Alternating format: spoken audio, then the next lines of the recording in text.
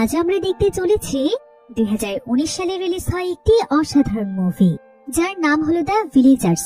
এটি মূলত একটি south Korean action thriller movie, যেখানে এমন একজন স্কুল টিচারকে দেখানো হয়েছে যে কিনা দেখতে অনেক বোকাশোকা ছিল, আর সমস্ত স্টুডেন্টরাই তাকে বোকা টিচার ভাবত। কিন্তু সে আসলে ছিল শহরের সবচাইতে বড় বক্সিং চ্যাম্পিয়ন। তার শক্তির সঙ্গে মূলত কেউই পেরে ওঠে না। তবে একজন বক্সিং চ্যাম্পিয়ন থেকে স্কুলে আসার পেছনে ছিল অনেক বড় একটি রহস্য, যেটা মুভির শেষ পর্যায়ে এসে আপনাকে একদম অবাক করে দেবে। আর এই মুভির সবচাইতে স্পেশাল ব্যাপার হচ্ছে এই মুভিটিতে রয়েছে আমাদের সবার প্রিয় অভিনেতা, যাকে আমরা ডনলি বলে চিনি। তবে তার আসল নাম হচ্ছে মা দং-সেওক। আর ডনলির মুভিগুলো কতটা দুর্দান্ত এবং ইন্টারেস্টিং হয়ে থাকে সেটা কম বেশি আমরা সবাই জানি। আর আজকের মুভিটি এর ব্যতিক্রম নয়। মুভির শুরু থেকে শেষ পর্যন্ত এত বেশি টুইস্ট এবং থ্রিলিং এ ভরপুর যে আপনি ধারণাও করতে পারবেন না গল্পের প্রতিটি পর্যায়ে কি ঘটতে চলেছে। আর মুভির একদম শেষের রহস্যটা আপনাকে একদম অবাক করে দেবে।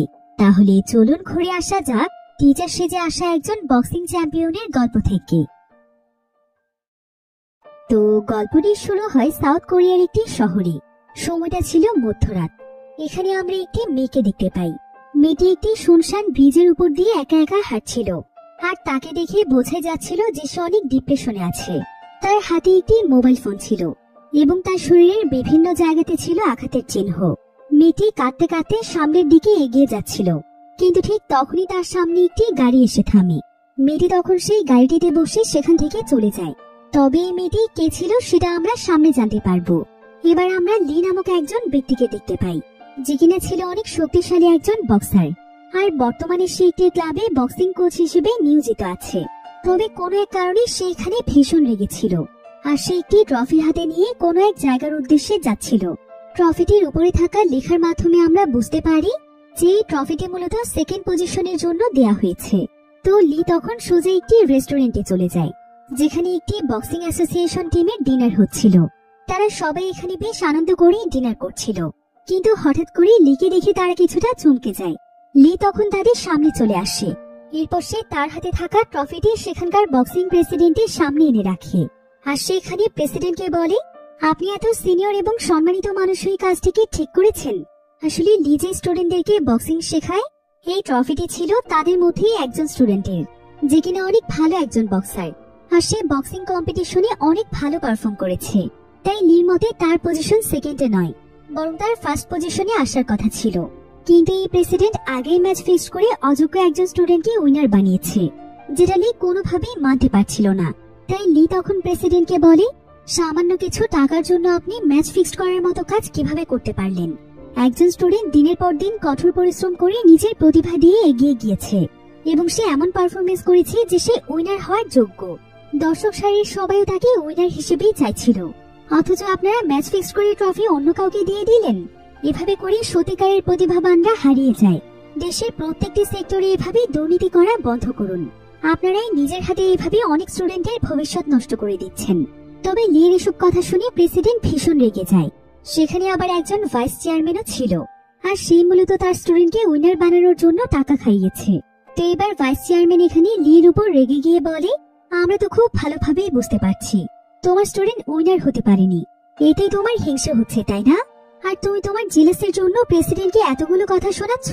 তুমি তো নিজে একজন অযোগ্য কোচ, তাহলে তোমার স্টুডেন্ট উইনার কিভাবে হবে? তুমি না হয় একদিন আমার কাছ থেকে বক্সিং শিখে যেও। একথা শুনে লি এখানে এত পরিমাণ রেগে যায় যে সে সঙ্গে সঙ্গে ভাইস চেয়ারম্যানকে মারতে শুরু করে। সে তাকে এক ঘুষিতে একদম মাটিতে ফেলে দেয়, আর লির ঘুষি খেয়ে ভাইস চেয়ারম্যান আর উঠে দাঁড়াতে পারছিল না। লি তখন ভাইস চেয়ারম্যানকে বলে, এবার বুঝলি তো যে আমি কতটা অযোগ্য কোচ? তবে লির এমন কর্মকাণ্ডের জন্য পরদিনই লিকে ক্লাবের কোচের পদ থেকে বরখাস্ত করা হয়, অর্থাৎ লিয়ের চাকরি চলে যায়। এবার লি তার গাড়িতে বসে তার ওয়াইফের সঙ্গে কথা বলছিল, আর আমরা এখানে লি এবং তার ওয়াইফের কথোপকথন শুনে বুঝতে পারি যে লিয়ের চাকরি যাওয়াটা আসলে নতুন কোনো বিষয় ছিল না, বরং এর আগেও অনেকগুলো জায়গা থেকে লিয়ের চাকরি চলে গিয়েছে। কারণ লি আসলে এমন একজন মানুষ ছিল যে কিনা কোথাও কোনো অন্যায় দেখলে সহ্যই করতে পারত না, আর প্রতিবার সে এসবের প্রতিবাদ করতে গিয়ে তার চাকরি হারিয়ে ফেলে। তার ওয়াইফ তাকে অনেকবার নিষেধ করেছে এসবে যেন সে না জড়ায়, কিন্তু লি কোনোভাবেই নিজেকে নিয়ন্ত্রণ করতে পারে না। আর লির এই অভ্যেসের জন্য তাকে একবার জেলেও নিয়ে যাওয়া হয়েছিল। আর এতদিন সে বক্সিং কোচের যে কাজটি করছিল সেটাও তার ওয়াইফে তাকে নিয়ে দিয়েছিল। তবে লিয়ের ওয়াইফ ভালো করেই জানে যে লি আসলে কেমন মানুষ। সে অনেক সৎ একজন মানুষ, তাই সে অন্যায় একদমই সহ্য করতে পারে না। এজন্য সে লিয়ের জন্য অনেক কষ্ট করে আরো একটি চাকরি খুঁজে বের করেছে। লি তখন তার ওয়াইফের কাছে জানতে চায় যে কিসের চাকরি। তার ওয়াইফ তখন তাকে বলে কোজন নামক একটি শহরে একটি স্কুল আছে, সেই স্কুলে তাকে একজন টিচারের দায়িত্ব পালন করতে হবে। কিন্তু লি তখন তাকে বলে আমি হব একজন টিচার, তুমি ভালো করেই জানো যে পড়াশোনার ব্যাপারে আমি খুবই কাঁচা। কিন্তু লিয়ের ওয়াইফ তখন তাকে বলে এটা ক্লাস টিচারের জব নয়, বরং স্পোর্টস টিচারের জব, যেটাতে তুমি অনেক দক্ষ। এটা শুনে লি বেশ খুশি হয়ে যায় আর সে জবটি করতে রাজি হয়। তবে তার ওয়াইফ তাকে এবার বারবার অনুরোধ করে বলে যে এবার যেন সে সেখানে গিয়ে কোনো ঝামেলা না করে। লিও তখন তার ওয়াইফকে কথা দেয় যে এবার সে আর কোনোভাবেই ভালো মানুষই দেখাবে না, সে চুপচাপ নিজের কাজ করে যাবে। লি তখন তার গাড়িটি নিয়ে সেই স্কুলটি দেখার জন্য যাচ্ছিল, কিন্তু ঠিক তখনই তার গাড়ির একটি চাকা পাঞ্চার হয়ে যায়। লি সঙ্গে সঙ্গে গাড়ি থেকে নেমে চাকাটি চেক করে। সে তখন সাহায্যের জন্য কাউকে ফোন দেয়। এরপর সে যখন সেখানে দাঁড়িয়ে সাহায্যের জন্য ওয়েট করছিল, ঠিক তখনই সে সেখানকার একটি দেয়ালে একটি পোস্টার দেখতে পায়, যেখানে হ্যানা নামক একটি মেয়ের মিসিং এর ব্যাপারে লেখা ছিল। আর পোস্টারে থাকা ছবিটি দেখে আমরা বুঝতে পারি যে ছবির মেয়েটি আর কেউ নয়, বরং সেই মেয়েটি যাকে আমরা মুভির শুরুতে ব্রিজের উপর দিয়ে হাঁটতে দেখেছিলাম। এবার কিছুক্ষণ পর একজন লোক সেখানে একটি টয়িং ভ্যান নিয়ে চলে আসে, যেটার কাজ হচ্ছে কোনো গাড়ি নষ্ট হলে সেটাকে টেনে নিয়ে যাওয়া। তো লি তখন তার গাড়িটি টুইং ভ্যানে করে নিয়ে যাচ্ছিল। এদিকে কিছুদিন পরে এই শহরে গভর্নরের একটি ইলেকশন হতে যাচ্ছিল, তাই শহরের অনেক মানুষই ইলেকশনের বিভিন্ন কাজে ব্যস্ত ছিল। এবার লি তার গাড়ি থেকে নামার পর একটু সামনে তাকিয়ে দেখতে পায় যে স্কুলের কয়েকজন মেয়েরা একে অপরের সঙ্গে ঝগড়া করছিল। এটা দেখতে পেয়ে লি তখন তাদের কাছে গিয়ে বলে তোমরা এভাবে রাস্তার মধ্যে ঝগড়া করছো কেন? এই অবস্থায় তোমাদেরকে দেখলে আশেপাশের মানুষ তোমাদের সম্পর্কে কি ভাববে? তবে এখানে আবার সুমিন নামক একটি মেয়ে ছিল, আর এই সুমিন ছিল হ্যানার বান্ধবী, যার ব্যাপারে শহরের বিভিন্ন জায়গাতে মিসিং পোস্টার লাগানো হয়েছে। তো সুমিন এখানে সেই পোস্টারটি নিয়ে কয়েকজন মেয়ের সাথে ঝগড়া করছিল, আর লি এখানে তাদের সবাইকে বারবার থামানোর চেষ্টা করে এবং তাদেরকে বাড়ি ফিরে যেতে বলে। কিন্তু সুমিন এতে লির সঙ্গে খুবই বেয়াদবি করে। সে লিকে বলে আমাদের ব্যাপারে আপনি কেন নাক গলাচ্ছেন, ফালতু লোক কোথাকার। এই বলে সুমিন সেখান থেকে চলে যায়। লি তো এতে অনেক অবাক হয়ে যায়, কারণ একজন মেয়ের ব্যবহার এমন হতে পারে। এদিকে ঠিক এমন সময় লি তার একজন পরিচিত মানুষকে দেখতে পায়, যার নাম ছিল লুমিন। লুমিন এখানে লিকে দেখে খুবই খুশি হয়ে যায়, কারণ লি এক সময় তার কোচ ছিল। অন্যদিকে আমরা সুমিনকে দেখতে পাই। সুমিন তার হাতে কিছু মেডিসিন নিয়ে দ্রুত একটি বাড়িতে আসে। এটা ছিল হ্যানার বাড়ি। সুমিন এখানে হ্যানার দাদিকে কিছু মেডিসিন দেয়, আর সে হ্যানার দাদিকে বলে তুমি কোনো চিন্তা করো না দাদি, দেখে নিও, আমি খুব শীঘ্রই হ্যানাকে খুঁজে বের করব।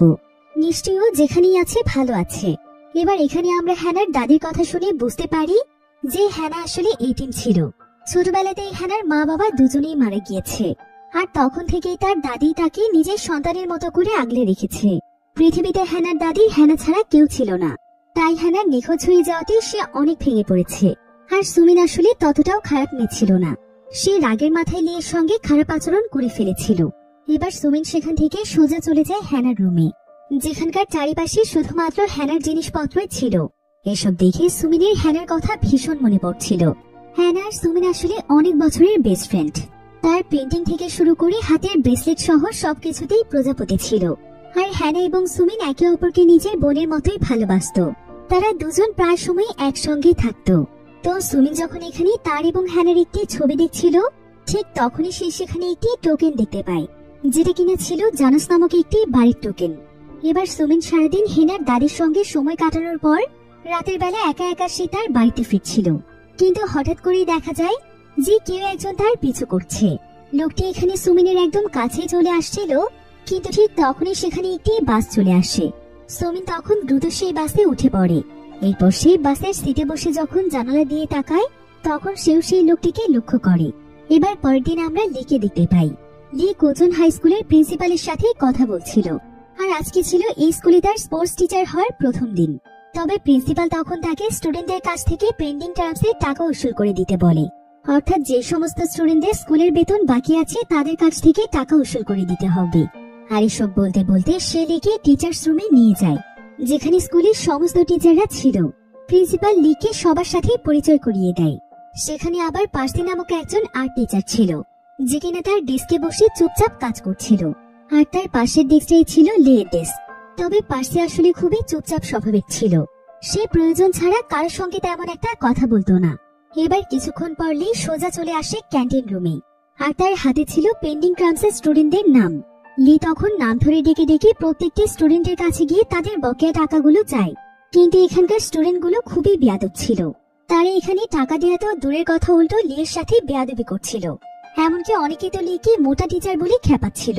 তবে লি মূলত এবার কোথাও কোনো ঝামেলা চাইছিল না, তাই সে চুপচাপ সেখান থেকে বেরিয়ে আসে। তবে ঠিক কেমন সময় সেখানে পাওয়েল নামক একজন গণ্যমান্য ব্যক্তি সেখানে আসে, যেখানে এবার গভর্নরের পদে ভোটে দাঁড়িয়েছে। পাওয়েল আবার স্কুলের চেয়ারম্যানও ছিল। এরপর পাওয়েল সেখান থেকে চলে যাওয়ার পর লি সেখানে দাঁড়িয়ে লিস্টটি চেক করছিল, যেখানে পেন্ডিং ক্রামসের স্টুডেন্টদের নাম দেওয়া আছে। লি এখানে সুমিনেরও একটি ছবি দেখতে পায়। আর সেই ছবি দেখেই তাকে সঙ্গে সঙ্গে চিনতে পারে যে এটা তো সেই মেয়ে যে কিনা সেদিন রাস্তায় দাঁড়িয়ে ঝগড়া করছিল। লি তখন অনেক কষ্ট করে সুমিনকে খুঁজে বের করে। আর সে সুমিনকে বলে, আমি তো আমাদের স্কুলের নতুন টিচার, আর প্রিন্সিপাল আমাকে অনেক বড় একটি দায়িত্ব দিয়েছে। সেটা হলো যে সমস্ত স্টুডেন্টদের বকেয়া টাকা আছে তাদের টাকা আমাকে উসুল করতে হবে। তাই তুমি এখন স্কুলের ফি পরিশোধ করো। সুমিন তখন বলে, এখান থেকে জানতো স্যার, আমার সময় হলে আমি ঠিকই পরিশোধ করে দেব। এরপর লি তখন সুমিনকে বলে, তোমার ক্লাসে হ্যানা নামক একটি মেয়ে আছে তাই না? তারও কিন্তু স্কুলের বেশ কয়েক মাসের ফি বাকি আছে। তবে শুনেছি অনেকদিন ধরে সে স্কুলে আসছে না। তুমি কি তার ব্যাপারে কিছু বলতে পারো? সে কি কোথাও পালিয়ে গিয়েছে? একথা শুনে সুমিন কিছুটা রেগে যায়। আসলে লিকে বলে, হ্যানা পালিয়ে যায়নি, বরং ও অনেকদিন ধরেই মিসিং। আসলে হ্যানার মিসিং হওয়ার পর থেকে সুমিন অনেক বেশি ফ্রাস্ট্রেটেড থাকে, তাই সে অল্প কথাতেই রেগে যায়। সুমিন প্রতিদিন স্কুলের নোটিশ বোর্ডেও হ্যানার ব্যাপারে মিসিং পোস্টার লাগিয়ে দেয়। তবে তাকে এই কাজটি করতে বারবার মানা করা হয়েছিল, কারণ এটা স্কুলের নোটিশ বোর্ড, কোনো মিসিং বোর্ড নয়। তাই এই বিষয়টি নিয়ে সুমিনকে প্রতিনিয়ত ক্লাস টিচারদের কাছে বকা খেতে হয়। তো সুমিনের সঙ্গে কথা বলে লি সোজা চলে যায় ওয়াশরুমে। কিন্তু সেখানে যাওয়ার পর সে লক্ষ্য করে যে পার্সি নামক যে আর্ট টিচার তার পাশের ডেস্কে রয়েছে, সেই টিচার লেডিস ওয়াশরুম থেকে বের হয়ে চলে যাচ্ছে। এতে সে প্রথমে অনেকটা চমকে যায়, কিন্তু পরক্ষণে সে রিয়েলাইজ করতে পারে যে কোচিং শহরে সবাই হয়তো অনেকটাই অদ্ভুত, আর এখানকার নিয়ম কানুন হয়তো অন্যান্য শহর থেকে আলাদা। এবার ওয়াশরুমে যাওয়ার পর লি যখন বাইরে তাকায়, তখন সে সুমিনকে স্কুলের দেয়াল টপকে বেরিয়ে যেতে দেখে। ভিডিওর এই পর্যায়ে আপনাদেরকে সবচাইতে বিশ্বস্ত একটি বুকমেকার অ্যাপের সঙ্গে পরিচয় করিয়ে দিতে চাই, যার অফিসিয়াল পার্টনার হচ্ছে সিরিয়া এবং পিএসজি। এই অ্যাপে আপনি সমস্ত লাইভ ম্যাচের ফলাফল এবং লাইভ ম্যাচ দেখতে পারবেন, এমনকি আপনি স্কোরও অনুমান করতে পারেন। এই অ্যাপে রয়েছে ক্র্যাশ গেম থেকে শুরু করে online slot, live match streaming এবং রিয়েল টাইম গেমিং, যেখানে আপনি আইফোন, ল্যাপটপ, এমনকি বিএমডাব্লিউর মতো আশ্চর্যজনক পুরস্কার জিততে পারেন। কিন্তু সবার সেরা পছন্দ অবশ্যই চিকেন রুট। এই গেমটি খেলে সবাই দারুণ এনজয় করে, তাই যদি আপনি এখনো এটি ট্রাই করে না থাকেন তাহলে আপনি মিস করছেন। নতুন ইউজাররা আমার প্রোমো কোড ব্যবহার করে সাইন আপ করলে 30,000 টাকা পর্যন্ত বোনাস এবং ফ্রি স্পিন পেতে পারেন। আর জেতা টাকা আপনি চাইলে বিকাশ, রকেট, নগদ, ব্যাংক এবং অন্যান্য সহজ পদ্ধতির মাধ্যমে খুব সহজেই তুলে নিতে পারেন। রেজিস্ট্রেশনের জন্য পিন কমেন্টে থাকা লিঙ্কে ক্লিক করুন অথবা গুগলে গিয়ে অনুসন্ধান করুন, আর রেজিস্ট্রেশনের সময় প্রোমো কোড ব্যবহার করুন এবং বোনাস পান। এটা শুধুমাত্র একটি বিজ্ঞাপন। এই সমস্ত অ্যাপে আর্থিক ক্ষতির সম্ভাবনা রয়েছে, তাই এই ধরনের অ্যাপ থেকে দূরে থাকুন।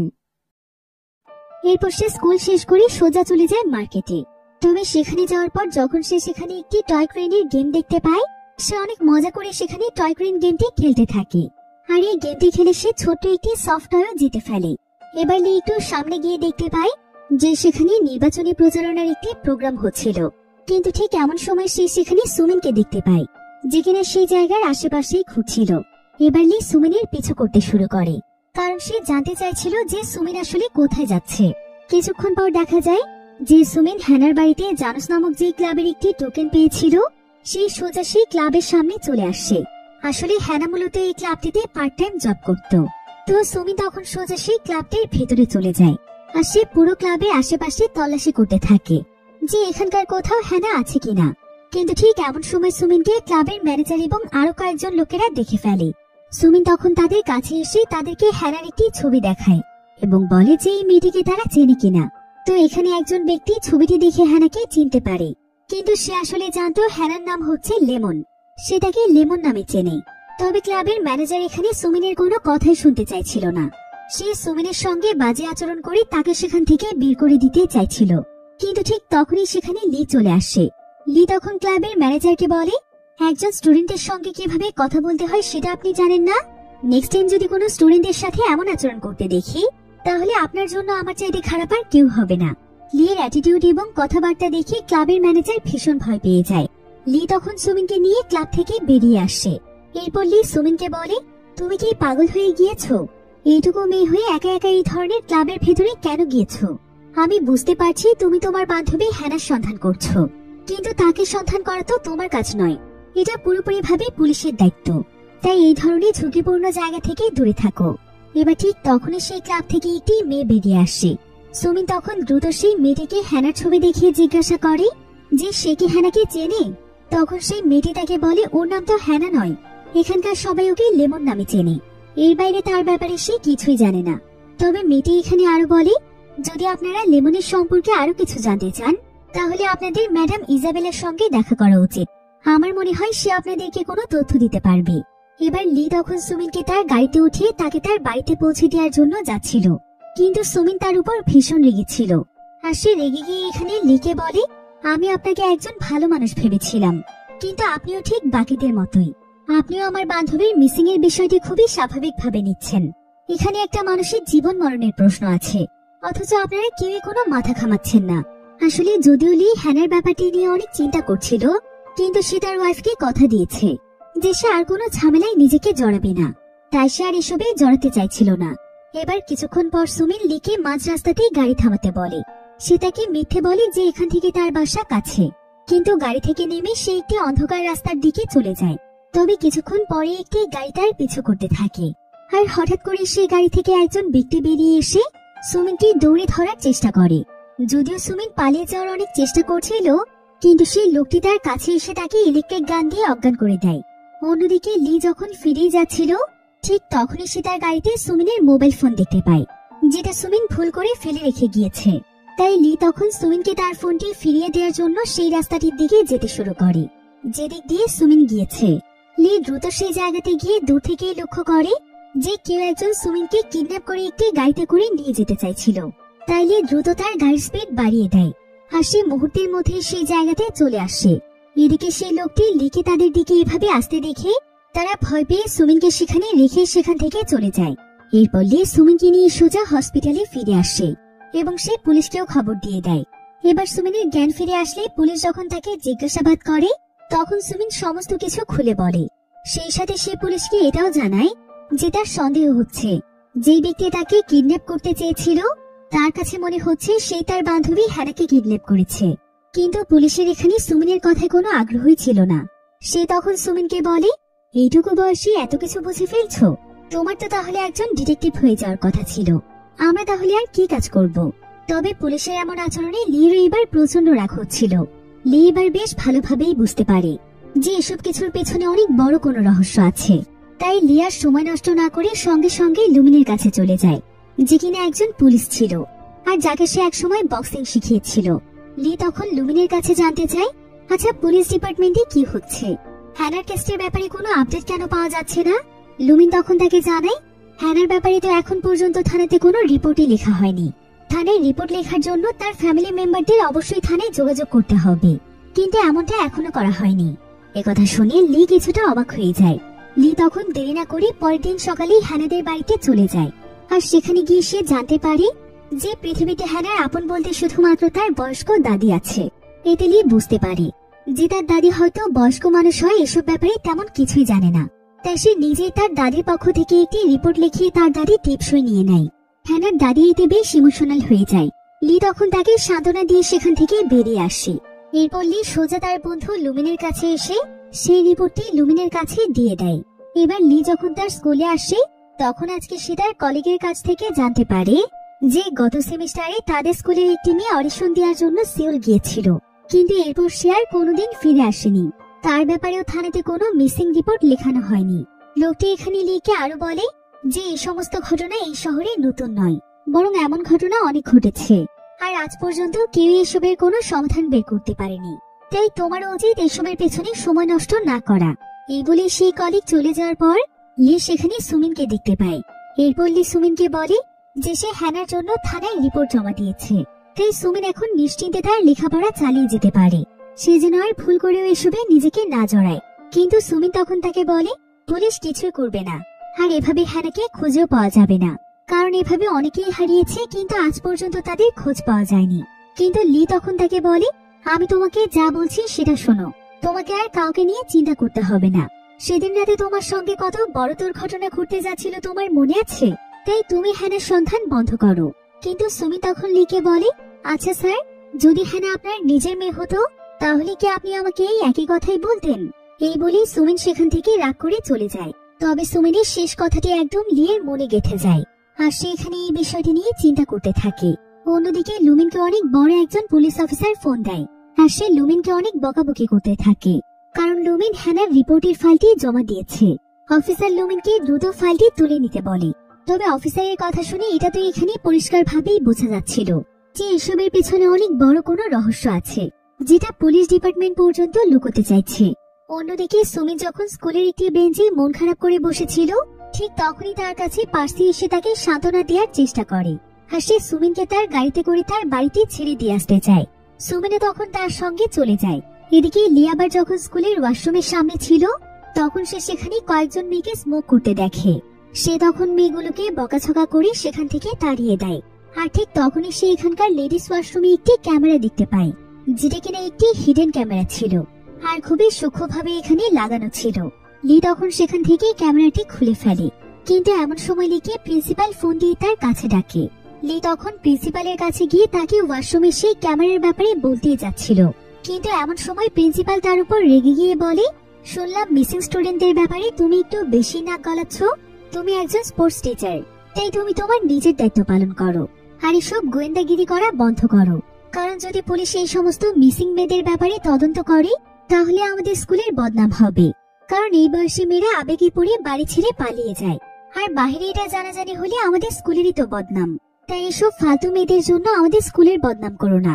এখন লি সব শুনে প্রিন্সিপালকে আর ক্যামেরার ব্যাপারে কিছুই বলে না। তবে সে লুকিয়ে লুকিয়ে সেই ক্যামেরার ফুটেজ গুলো বের করে দেখে, আর সে জানতে পারে যে এই ক্যামেরাটি আসলে আর্ট টিচার পার্সি লাগিয়েছিল, যে কিনা মূলত তার পাশের ডেস্কেই বসে। এবার লি পার্সির ব্যবহার করা ল্যাপটপটি ওপেন করে, আর সে এখানে সুমিন এবং পার্সির একটি চ্যাটিং দেখতে পায়, যেটা কিছুক্ষণ আগেই তারা করেছে। তাদের কনভারসেশন দেখে বোঝা যাচ্ছিল যে সুমিন পার্সির সঙ্গে কোথাও যাচ্ছে। এবার লি সেখানকার চ্যাট লিস্টে হ্যানার নাম্বারও দেখতে পায়। এবার লি যখন পার্সির সাথে হ্যানার সেই চ্যাটিং গুলো ওপেন করে, তখন সে সেখানে শেষ চ্যাটিং সেদিন রাতের দেখতে পায়, যেদিন রাতে হ্যানা মিসিং হয়েছিল।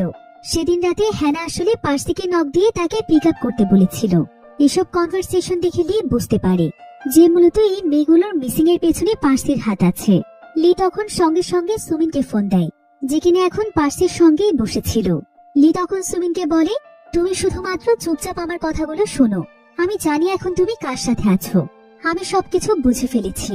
আমি স্কুলের লেডিস ওয়াশরুমে একটি ক্যামেরা পেয়েছি, যেটা পার্সি সেট করেছিল। আর হ্যানা যেদিন রাতে হারিয়ে গিয়েছিল, সেদিন রাতে হ্যানাকে পার্সি তার গাড়ি দিয়ে পিক আপ করতে এসেছিল। পার্সি আসলে কোনো ভালো মানুষ নয়। লির এসব কথা শুনে সুমিন বুঝতে পারে যে তাকে এখনই সতর্ক হয়ে যেতে হবে। এরপর সুমিন লুকিয়ে লুকিয়ে লিকে দ্রুত তার লোকেশন পাঠিয়ে দেয়। এমন সময় সুমিনের পার্সের কারে থাকা একটি চাবির রিংয়ের দিকে চোখ যায়, যেটা কিনা বাটারফ্লাই শেপের ছিল। সুমিন এতে বুঝতে পারে যে এটা হয়তো হ্যানার কিচেন। তবে পার্সি এখানে বুঝে ফেলেছিল যে সুমিন হয়তো কিছু একটা জানতে পেরেছে, তাই সে সুমিনকে সেখানে আঘাত করে অজ্ঞান করে ফেলে। এদিকে লি লোকেশন ফলো করে দেখতে পায় যে সুমিন এখন পার্সির ফ্ল্যাটে আছে, তাই সে দ্রুত সেদিকে যেতে থাকে। অন্যদিকে পার্সি সুমিনের হাত মুখ বেঁধে ফেলেছিল। এবার সুমিন সেখানে হ্যানার মোবাইল দেখতে পায়। এতে সে একদম নিশ্চিত হয়ে যায় যে হ্যানার মিসিং এর পেছনে পার্সিই দায়ী।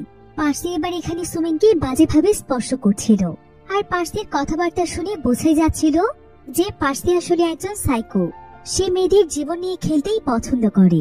তবে ঠিক এমন সময় সেখানে লি চলে আসলে পার্সির শব্দ পেয়ে দ্রুত সুমিনকে লুকিয়ে ফেলার চেষ্টা করছিল। তবে ততক্ষণে লি দরজার কাছে এসে সুমিনকে দেখে ফেলেছিল। আর পার্সি যখন এখানে লিকে দেখতে পায়, তখন সে সেখান থেকে পালিয়ে যাওয়ার চেষ্টা করে। তবে লি এখানে এক ঘষে দিয়ে বাড়ির দরজায় ভেঙে ফেলে, আর সে ভেতরে এসে পার্সিকেও মারতে শুরু করে। পার্সি সঙ্গে সঙ্গে তার কাছে ক্ষমা চায়। এরপর লি তখন পার্সিকে জিজ্ঞাসা করে যে হ্যানা কোথায়। পার্সি বলে যে হ্যানার ব্যাপারে সে কিচ্ছু জানে না, লি তখন তাকে হ্যানার মোবাইল দেখিয়ে বলে, তুই হ্যানার ব্যাপারে কিছু না জানলে তোর কাছে তার মোবাইল কিভাবে আসলো। পার্সি তখন সেখানে সবকিছু খুলে বলে। সে বলে যে কয়েকদিন আগে হ্যানা তাকে মেসেজ করেছিল তাকে পিক আপ করার জন্য। এরপর সে যখন তার গাড়ি নিয়ে হ্যানাকে পিক আপ করতে যায়, তখন সে হ্যানাকে অনেক আতঙ্কিত অবস্থায় দেখতে পায়। আর হ্যানার শরীরে অনেক আঘাতের চিহ্ন ছিল, মনে হচ্ছিল কেউ তার উপর টর্চার করেছে। তবে কিছুক্ষণ পর হ্যানার কাছে একটি ফোন আসে। হ্যানা তখন পার্সিকে মাঝ রাস্তাতে তাকে ড্রপ করে দিতে বলে এবং বলে যে তাকে আরো কেউ একজন পিক আপ করতে আসছে। তাই পার্সি তাকে একটি পেট্রোল পাম্পের কাছে ছেড়ে সেখান থেকে চলে যায়। তবে কিছু দূর যাওয়ার পরে পার্সি তার জন্য দুশ্চিন্তা হতে থাকে। এজন্য সে আবারও ফিরে আসে, কিন্তু তখন সেখানে হ্যানা ছিল না। তাই পার্সি তখন পেট্রোল পাম্পের ওয়াশরুমে তাকে খুঁজতে যায়, আর সেখানে সে হ্যানার মোবাইল ফোনটি খুঁজে পায়। এসব শুনে লি তখন তাকে বলে, তোর কথা যদি সত্যি হয়ে থাকে তাহলে তুই পুলিশকে জানাসনি কেন। পার্সি তখন তাকে বলে, আমি অনেক কষ্ট করেই আর্ট টিচারের জবটি খুঁজে পেয়েছি। এখন আমার নাম যদি কোনো মেয়ের সাথে জড়িয়ে যায় তাহলে আমার চাকরিতে সমস্যা হতো, এই জন্য আমি চুপ ছিলাম। পার্সি এখানে লিকে আরো জানায় যে সে হ্যানাকে ভালোবাসতো।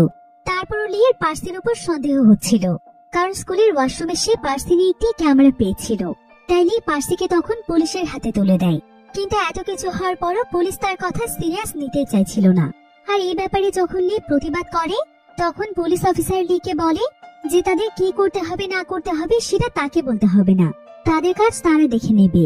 এবার লি তখন পুলিশ স্টেশন থেকে বেরিয়ে এসে লুমিনের সঙ্গে লুকিয়ে কথা বলে। সে লুমিনকে বলে তাকে একটি ইনফরমেশন এনে দেওয়ার জন্য, যে হ্যানার মোবাইলে লাস্ট কলটি কাটছিল, কারণ সে মূলত হ্যানাকে পিক আপ করার জন্য পেট্রোল পাম্পের সামনে এসেছিল। কিন্তু লুমিন তাকে বলে যে তার পক্ষে হ্যানার ব্যাপারে কোনো তথ্য সংগ্রহ করা সম্ভব নয়, কারণ তাদের অফিসার তাকে এটা কোনোভাবেই করতে দেবে না। এদিকে অফিসার এখানে জানুস নামক সেই বাড়ির ওনারকে ফোন দেয়, আর সে আজকে সমস্ত ঘটনা খুলে বলে যে লি আজকে থানায় এসে কি বলে গিয়েছে, আর এই কয়েকদিন কি ঘটেছে।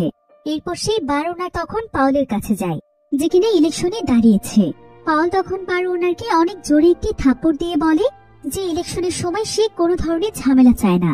এবার পরের দিন সকালে সুমিন যখন স্কুলে আসে, তখন সে হ্যানার ব্যাপারে নতুন আরেকটি পোস্টার বানিয়ে সমস্ত জায়গাতে লাগিয়ে দেয়, যেখানে সে হ্যানার কিডন্যাপার হিসেবে তাদের আর্ট টিচার পার্সির ছবি লাগিয়ে দেয়। আর স্কুলের সবাই যখন এই ব্যাপারে জানতে পারে, তখন স্কুলে এই বিষয়টি নিয়ে একদম আলোচনা শুরু হয়ে যায়। এদিকে লি এই বিষয়টি নিয়ে সুমিনের উপর ভীষণ রেগে যায়, আর সে সুমিনকে বলে, তোমাকে বারবার বলেছি এসব থেকে দূরে থাকতে, এভাবে চলতে থাকলে তুমি কখনোই তোমার জীবনে এগিয়ে যেতে পারবে না। এবার লিকে সেদিন স্কুলের চেয়ারম্যান পাওয়েল ডাকে, আর সে লিকে তার বেতন দিয়ে বলে, এই স্কুলে তোমার চাকরি আজ থেকেই শেষ, তোমাকে আর এখানে আসতে হবে না। কিছু কিছু জিনিস সকলের ভালোর জন্যই হয়, তোমার চাকরি চলে যাওয়াটা তোমার জন্যও ভালো, আমাদের জন্যও ভালো। লি এতে বেশ ভালোভাবেই বুঝতে পারে যে এখানে অনেক বড় কোনো রহস্য আছে, তা না হলে তাকে স্কুল থেকে বের করে দেওয়া হচ্ছে কেন। নিশ্চয়ই সে হ্যানার কেসের ব্যাপারে ইনভেস্টিগেশন করেছে সেজন্য। অন্যদিকে সুমিন এখনো হ্যানাকে খুঁজে বের করার চেষ্টা করছিল। এদিকে হঠাৎ করে লিয়ের কাছে লুমিনের ফোন আসে। লুমিন একটি লোকেশন দিয়ে দ্রুত লিকে সেখানে আসতে বলে, আর লি সেখানে পৌঁছলে দেখতে পায় যে শহরের একটি নদীর মধ্যে হ্যানার লাশ পাওয়া গিয়েছে। এটা দেখতে পেয়ে লি অনেক কষ্ট পায়। এদিকে খবর পেয়ে সুমিন সেখানে দৌড়ে আসে, আর সে চোখের সামনে যখন নিজের সবচাইতে প্রিয় বান্ধবীর লাশ দেখতে পায়, তখন সে এটা কোনোভাবেই মানতে পারছিল না। সে সেখানে প্রচন্ড কাঁদছিল। তবে লি তাকে সান্ত্বনা দেওয়ার চেষ্টা করে, আর হ্যানার প্রতি সুমিনের এমন ভালোবাসা লিয়ের মনে দাগ কেটে যায়। অন্যদিকে হ্যানার দাদিও এই নিউজটি শুনতে পেয়ে অসুস্থ হয়ে পড়েছিল, তাই সে এখন হসপিটালে ভর্তি ছিল। এরপর লি এবং সুমিন গিয়ে তাকে সান্ত্বনা দেওয়ার চেষ্টা করে। অন্যদিকে লুমিন লুকিয়ে লুকিয়ে দুজন সিনিয়র পুলিশ অফিসারের কথোপকথন শুনছিল, আর এখানে তাদের কথোপকথন শুনে সে বুঝতে পারে যে তারা এখানে যেভাবে হোক হ্যানার হত্যাকাণ্ডকে থামাচাপা দিতে চাইছে। এতে যেন লুমিনের বিবেক নাড়া দিয়ে ওঠে। তাই লুমিন তখন সাহস করে পুলিশ স্টেশনে চলে যায়, আর সে হ্যানার মোবাইলটি চুরি করে তার একজন বন্ধুর কাছে নিয়ে আসে, যে কিনা মোবাইল রিপেয়ারিং এর কাজ করে। তো সে তখন হ্যানার ফোনটিকে অন করে ফেলে। এরপর তারা কল লিস্ট চেক করে দেখতে পায় যে হ্যানার মোবাইলে লাস্ট কলটি এসেছিল বস নামক একটি নাম্বার থেকে। লুমিন এতে বুঝতে পারে না যে বস আসলে কে। এবার লুমিন যখন তার চ্যাট লিস্ট চেক করে, তখন সে দেখতে পায় হ্যানা ইজাবেলা নামক কাউকে মেসেজ করেছিল, আর মেসেজটিতে হ্যানা ইজাবেলার কাছে সাহায্য চাইছিল। এবার লুমিন লিকে ফোন করে সবকিছু বলে দেয়। সে তাকে ইজাবেলার কথাও জানায়, আর ইজাবেলার নাম শুনে লির মনে পড়ে যায় যে ইজাবেলা সে জানুস নামক বাড়িরই কেউ। এদিকে লুমিন লির সঙ্গে কথাই বলছিল, কিন্তু ঠিক তখনই কয়েকজন লোক এসে লুমিনকে মেরে অজ্ঞান করে ফেলে আর তার কাছ থেকে হ্যানার মোবাইলটি নিয়ে যায়। এদিকে সবকিছু শুনে লি খুব ভালোভাবেই বুঝতে পারে যে হ্যানাকে ন্যায় বিচার দিতে হলে এবার লিকে একাই মাঠে নামতে হবে। তাকে একদম ঘটনার গভীর থেকে গভীরতর স্তরে যেতে হবে। লি তখন সোজা চলে যায় জানুস বারে, আর সেখানকার একজন লোক লিকে দেখতে পেয়ে সঙ্গে সঙ্গেই বার ওনারকে ফোন দেয় এবং তাকে লিয়ের ব্যাপারে জানায়। এদিকে লি সোজা চলে যায় ইজাবেলার কাছে। এরপর সে ইজাবেলাকে হ্যানার ব্যাপারে জিজ্ঞাসা করে, কিন্তু ইজাবেলা তাকে প্রথমে কোনো কিছুই বলতে চাইছিল না। লি বুঝতে পারে যে ইজাবেলা কিছুটা ভয় পাচ্ছে। লি তখন ইজাবেলাকে জানায় যে হ্যানাকে হত্যা করা হয়েছে আর একটি নদীতে হ্যানার লাশ পাওয়া গিয়েছে। হ্যানার মৃত্যুর খবর শুনে ইজাবেলার অনেকটা খারাপ লাগে। সে তখন লিকে যা কিছু জানে সেটা বলতে শুরু করে। সে এখানে বলে, আসলে যেদিন রাতে হ্যানা কিডন্যাপ হয়েছিল সেদিন রাতে তার একটি পার্টিতে গান গাওয়ার কথা ছিল, যেটা কিনা ছিল একটি প্রাইভেট পার্টি। আর সেই পার্টিটি ছিল পাওয়েলের ফার্ম হাউসে, যেখানে পাওয়েলের সাথে আরো অনেক বড় বড় ব্যক্তিরা ছিল। সেই সাথে জানুস বারের ওনারও ছিল। হ্যানা সেই পার্টিতে সুন্দরভাবে গান করছিল, কিন্তু ঠিক এমন সময় হ্যানাকে হ্যানার দাদি ফোন দিয়ে জানায় যে সে খুবই অসুস্থ। হ্যানা তখন তাকে বলে যে সে কিছুক্ষণের মধ্যেই তার কাছে যাবে। এরপর হ্যানা পাওয়েলের কাছে এসে তার দাদির অসুস্থতার ব্যাপারটি জানায় আর সে আজ একটু তাড়াতাড়ি যেতে চায়। এমনকি হ্যানা এখানে পাওয়েলকে এটাও বলে, আসলে স্যার আমি আপনাকে চিনি, আপনি যে স্কুলের চেয়ারম্যান আমি সেখানেই লেখাপড়া করছি। এখন একথা শুনে পাওয়েল কিছুটা ঘাবড়ে যায়, কারণ তার সেক্রেটারি তার স্কুলের একজন মেয়েকে পার্টিতে নিয়ে এসেছে, তাও আবার তার ফার্ম হাউসের প্রাইভেট পার্টিতে। এখন এই নিউজটি যদি পুরো স্কুলে জানাজানি হয়ে যায় তাহলে তো তার সুনাম নষ্ট হবে। তাছাড়া এর প্রভাব তার নির্বাচনেও পড়তে পারে। তাই পায়েল তখন তার সেক্রেটারিকে বকাঝকা করে সে সোজা হ্যানার কাছে চলে আসে আর সে হ্যানার সঙ্গে জোর করে বাজে কাজ করার চেষ্টা করে, কিন্তু হ্যানা কোনো মতে তাকে আঘাত করে সেখান থেকে দৌড়ে পালিয়ে যায়। তখন পায়েল এবং তার লোকেরা বার ওনারকে বলে যে যেভাবেই হোক সে যেন হ্যানাকে ধরে নিয়ে আসে। বার ওনার তখন ইজাবেলাকে নিয়ে বাহিরে চলে আসে আর সে একটু দূরে এসে হ্যানাকে ফোন দিয়ে বলে, পার্টিতে তুমি এমন ঝামেলা কেন করেছো? আচ্ছা যা হওয়ার তা হয়েছে, তুমি ওয়েট করো, আমি তোমাকে পিক আপ করতে আসছি। আর এসব কিছু দূরে বসে ইজাবেলা শুনতে পায়। এবার ইজাবেলা লিকে বলে যে সে হ্যানার ব্যাপারে শুধু এইটুকুই জানে। এখন এসব কথা শুনে লি বুঝতে পারে যে হ্যানার সাথে লাস্ট ডে বস নামক ব্যক্তিটির কথা হয়েছিল সেটা আসলে ক্লাবেরই ওনার। এবার লি তখন সোজা বার ওনারের সামনে চলে যায়। তবে ততক্ষণে সে তার কয়েকজন ভাড়া করা গুন্ডাকে সেখানে নিয়ে এসেছিল। তারা সবাই মিলে তখন লির উপর হামলা শুরু করে দেয়, কিন্তু লি যেহেতু একজন বক্সিং চ্যাম্পিয়ন ছিল তাই ফাইট করা তার কাছে কোনো ব্যাপার ছিল না। লির শক্তির সাথে তারা কেউই পেরে ওঠে না। এরপর সবাইকে মারধর করে লি ক্লাব ওনারকে বলে, তুই আমাকে সত্যি করে বল, তুই কি হ্যানাকে মেরেছিস? তা না হলে তোকে আমি মেরেই ফেলবো। ক্লাব ওনার বলে যে সে হ্যানাকে মারেনি। সে এখানে লিকে সেদিন রাতের ঘটনা খুলে বলে। সে বলে যে সে তার গাড়ি নিয়ে পেট্রোল পাম্পের কাছে হ্যানাকে পিক আপ করতে গিয়েছিল, কিন্তু সে হ্যানাকে সেখানে না পেয়ে তাকে খোঁজার জন্য সেখানকার বাথরুমে চলে যায়। আর বাথরুমের একটি দরজা খুলে সে সেখানে হ্যানার লাশ দেখতে পায়। সে সময় হ্যানাকে কালো পোশাক পরা একজন লোক চেপে ধরেছিল। এরপর সেই লোকটি যখন উপরের দিকে তাকায় তখন ক্লাব ওনার তাকে দেখে একদম অবাক হয়ে যায়, কারণ সে তাকে চিনতে পেরেছিল। আসলে সে আর কেউ নয় বরং স্কুলের আর্ট টিচার পার্সি ছিল। অর্থাৎ সেদিন পার্সি লিকে যা কিছু বলেছিল সবকিছু মিথ্যে ছিল। ক্লাব ওনার তখন তাকে আরো ঘটনা বলতে শুরু করে। সে বলে যে সঙ্গে সঙ্গে সে পাওয়েলকে ফোন দিয়ে সমস্ত কথা জানিয়েছিল, তবে পাওয়েল তাকে সমস্ত ঘটনা দ্রুত থামাচাপা দিতে বলে, কারণ পার্সি আসলে পাওয়েলেরই ছেলে। এসব জানতে পেরে লি তো একদম অবাক হয়ে যায়। এদিকে পার্সি এবার সুমিনকে কিডন্যাপ করে নিয়ে যায়। সে তাকে অচেনা একটি জায়গাতে নিয়ে আসে। সুমিনিতে অনেক ভয় পেয়ে যায়। এরপর পার্সি সুমিনের সঙ্গে আবারও সাইকোর মতো আচরণ করতে থাকে আর সে সুমিনের কাছে এসে তাকে স্পর্শ করার চেষ্টা করে। এদিকে লি সোজা পার্সির বাড়িতে চলে আসে, তবে সেখানে পার্সি ছিল না। এমন সময় লি সেখানে পার্সির একটি ড্রয়িং দেখতে পায়, যেটা কিনা পার্সিদের ফার্ম হাউসে ছিল। সেখানে আবার ফার্ম হাউসটির অ্যাড্রেসও লেখা ছিল। তাই লি তখন সোজা সেদিকে যেতে শুরু করে। অন্যদিকে পার্সির কাছে পাওয়েল আসে আর পাওয়েলের আওয়াজ শুনতে পেয়ে পার্সি সুমিনকে একটি দরজার পেছনে লুকিয়ে ফেলে। এবার পাওয়েল এখানে তার ছেলে পার্সির সঙ্গে কথা বলছিল আর তাদের সমস্ত কথোপকথন শুনছিল সুমিন। তাদের কথোপকথন শুনে সুমিন বুঝতে পারে যে পার্সি আসলে শুরু থেকেই কোনো খারাপ মানুষ ছিল না, বরং তার বাবাই সবসময় তার সঙ্গে পশুর মতো আচরণ করত। ছোটবেলা থেকেই তার উপর সে নির্মমভাবে অত্যাচার করত। এবং অনেক সময় তো তাকে দিনের পর দিন একটি অন্ধকার ঘরের মধ্যে বন্দি বানিয়ে রাখতো। আর এসব মানসিক অত্যাচারের কারণেই পার্সি ধীরে ধীরে একজন সাইকোতে পরিণত হয়েছে। এবার পায়েল আজকেও পার্সির উপর অনেক অত্যাচার করছিল। আর সে চিৎকার করে পার্সিকে বলছিল, তোর জন্য আমি বারবার মরতে মরতে বেঁচে যাচ্ছি। যতদিন পর্যন্ত না ইলেকশন হচ্ছে ততদিন পর্যন্ত তোকে আমেরিকাতে থাকতে হবে। তুই স্কুলে টিচার হওয়ার পর সেখানকার স্টুডেন্টের সাথে রিলেশনে গিয়েছিস, আর তোর ওই আবর্জনাকে পরিষ্কার করতে গিয়ে আমি হ্যানাকে মেরেছি। এ কথা শুনে সুমিন একদম অবাক হয়ে যায়, কারণ আসলে হ্যানাকে পার্সি নয় বরং পাওয়েল মেরেছে। আসলে সেদিন রাতে হ্যানার সঙ্গে পার্সিকে দেখার পর ক্লাব ওনার পাওয়েলকে ফোন করেছিল। তখন সঙ্গে সঙ্গে পাওয়েল সেখানে চলে আসে, তবে তখনও হ্যানা বেঁচে ছিল। আর পার্সি মূলত হ্যানার সঙ্গেই দেখা করতে এসেছিল, কারণ তারা দুজন দুজনকে ভালোবাসত। এবার হ্যানা যখন পার্সি এবং পাওয়েলের কথা শুনতে পায় তখন সে বুঝতে পারে যে পার্সি পাওয়েলেরই সন্তান। আর সে এটাও বুঝতে পারে যে পাওয়েল আসলে কত খারাপ একজন মানুষ। এবার পাওয়েল এখানে পার্সিকে অনেক অত্যাচার করে, আর এসব ব্যাপারে হ্যানা যেন কাউকে বলতে না পারে সেজন্য সে একটি প্লাস্টিক ব্যাগ দিয়ে হ্যানার মুখ পেঁচিয়ে ফেলে এবং পার্সির চোখের সামনে সে তাকে মেরে ফেলে, যাতে করে তাদের পেছনে কোনো প্রমাণ না থাকতে পারে। আর পার্সি তো তার বাবার ভয়ে এখানে কিছুই করতে পারে না। তখন থেকে সে সাইকো হয়ে গিয়ে মেয়েদের পিছু করতে থাকে এবং দেখতে চায় যে তার বাবা আর কি করতে পারে, নিজের সম্মান বাঁচাতে সে কত দূর যেতে পারে। এজন্য সে মূলত মেয়েদের ওয়াশরুমে ক্যামেরা লাগিয়ে রেখেছিল। এদিকে এবার পাওয়েলের কাছে ইলেকশন কমিশনারের ফোন আসে, তাই সে তখন সেই জায়গা থেকে বেরিয়ে যায়। এদিকে সুমিন খুব ভালোভাবেই বুঝতে পেরেছিল যে পার্সি হ্যানাকে না মারলেও সে এখন একজন সাইকো। তাই পার্সি যখন দরজা খুলে সুমিন তখন সঙ্গে সঙ্গে তার চোখে একটি স্প্রে মেরে সেখান থেকে দৌড়ে পালিয়ে যাচ্ছিল। কিন্তু মেইন দরজা বন্ধ থাকার কারণে সে একটি টেবিলের নিচে লুকিয়ে পড়ে। এতে পার্সি ভীষণ রেগে যায়, আর সে পুরো রুমটির মধ্যে এক এক করে কাঁচের গ্লাস ভাঙতে শুরু করে। এরপর সে সুমিন যে টেবিলটির নিচে ছিল সেই টেবিলটি উল্টিয়ে দেয়। সুমিন তখন ভয় পেয়ে দৌড়ানোর চেষ্টা করলে সেই কাঁচের টুকরোগুলো তার পায়ে ঢুকে গিয়ে সে সেখানে পড়ে যায়, ফলে তার গলার মধ্যে একটি কাঁচের টুকরো ঢুকে যায়। এতে সুমিন বেশ ভালোভাবেই আহত হয়ে যায়।